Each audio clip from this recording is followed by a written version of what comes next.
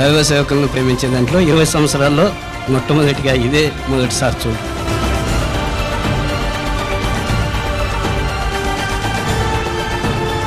నువ్వు నేను వెంబడించాల్సింది ఒకే ఒక్కరిని, ఆయనే ప్రభువైన యేసుక్రీస్తు.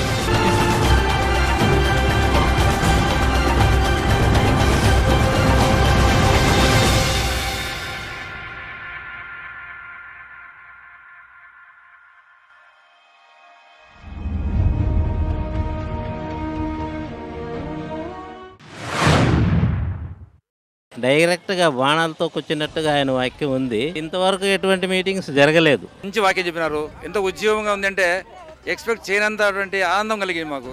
దేవుని శక్తితోనే జరిగిన కార్యం ఇది, మానవ శక్తితో జరిగిన కార్యం కాదు ఇది.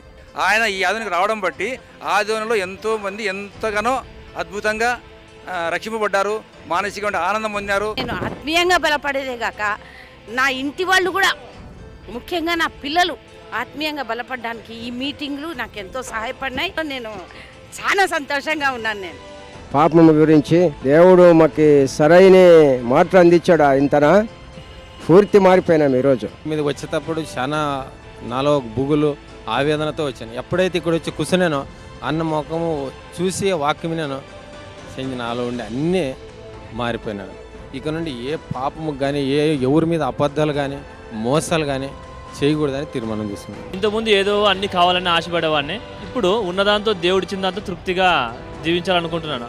ఇక్కడికి వచ్చిన తర్వాత మాలో ఒక హృదయంలో ఒక మొబ్బుగా ఉన్నింది. మనం చేస్తున్న క్రియలు, తప్పు చేస్తున్న క్రియల్ని ఈరోజు ఒప్పు చెప్పుకొని దేవునికి సమర్పించి చాలా ఉత్సాహంగా మాది హృదయం ఆయన ద్వారా మేము వినగలము. దేవుని కొరకే బతకాల. ఇంకా లోక వైపు చూస్తే ఇంకా నరకానికే బలి అవుతాము. అయితే దేవునికి నమ్మకంగా జీవించాలని నాకు ఆపేక్షం కలిగింది. సత్యాన్ని మనం ఎలా బ్రతకాలి, ఎలా జీవించాలి అనేది ఆయన నుంచి మేము తెలుసుకున్నాము. కల్వరి మహోత్సవంలో ఈ 3 రోజుల్లో ఆదోని పట్టణంలో అన్యులు కానీ ఉద్యమంతో కూడిన ప్రసంగాన్ని విని మార మనసు పొందింది. అందరూ 76 దాటింది. ఇప్పుడు చూడలే ఇంత జనము.